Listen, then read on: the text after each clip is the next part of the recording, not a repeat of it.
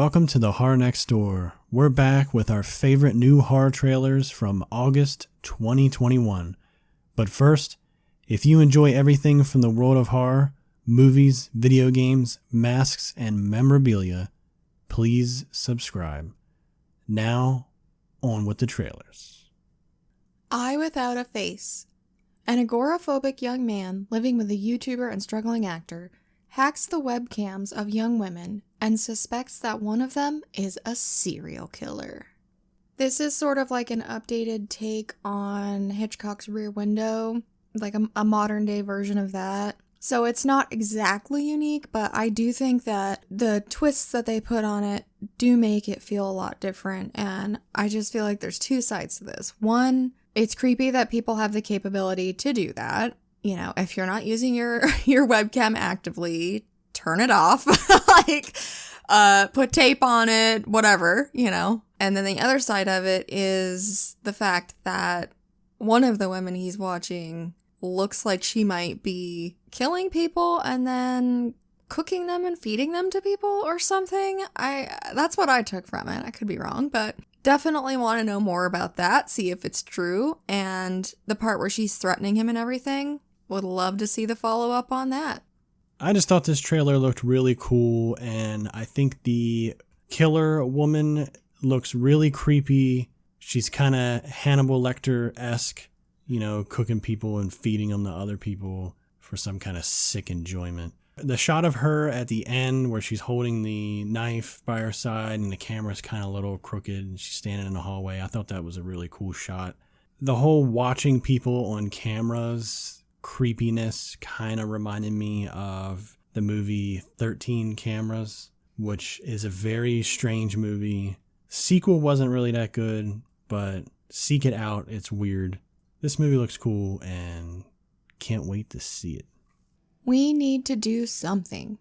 After Melissa and her family seek shelter from a storm, they become trapped. With no sign of rescue, hours turn to days, and Melissa comes to realize that she and her girlfriend Amy may have something to do with the horrors that threaten to tear her family and the entire world apart. We Need to Do Something stars Pat Healy from Starry Eyes and The Innkeepers, and also stars Vanessa Shaw from the Hills Have Eyes remake and Cold in July. And Ladybugs and Hocus Pocus. I have a feeling there's going to be a lot more to this film than meets the eye in this trailer. I think I've mentioned in the past, we've been doing these videos for a while now, so it wouldn't surprise me, but I do tend to like films where people are trapped in one location when it's done well, because movies can very quickly get boring and annoying if they're trapped in one location and it's not done well. I really like Vanessa Shaw. I've liked her since I was a little kid. Loving the pink hair and the crazy makeup on the teenage girl. They just seem like a really eclectic, offbeat, fun family that you want to know more about and hopefully that you want to root for. Not sure what's up with the dad chugging the mouthwash. He's like an alcoholic and he's so desperate for something that he just starts chugging that, or what the story is, but I don't know. I just feel like even from a short trailer, I'm sort of invested in these characters and wondering, based on the synopsis, what Amy, the girlfriend, has to do with everything and stuff. So this did a good job of just making me want to know more.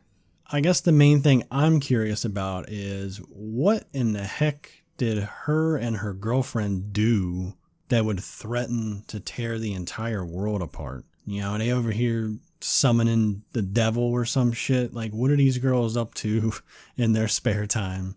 Did they summon a demon or something? Like, what's going on? Yeah, it says they're seeking shelter from a storm, but it definitely seems like there's more to it than just a storm. There's something else afoot. Really interested in seeing this one and seeing how it all plays out. Broadcast signal intrusion.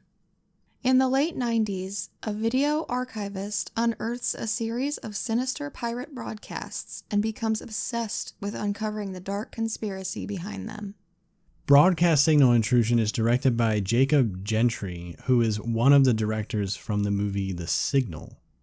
I think the fact that this takes place in the 90s is one of the most appealing parts of it to me. If you think about how much more difficult it was to do something like hack into a television broadcast back then, you needed a lot more resourcefulness, I guess, and a lot more knowledge, because nowadays they kind of just build things that do stuff for us. You know, you just go to the store and buy something that serves a purpose, and then you just read the instructions for the most part. Back then, it would have taken a lot of know-how and a lot of drive and motivation. Like, this guy really wanted to do this, and the creepy masks and things, which remind me of the weird melty faces and stuff in Possessor. Like, it's just so freaky. That's the kind of stuff that you just see and have nightmares, or like late at night when you're in the dark, you think you see it in the corner or something. Like, that's just creepy all on its own.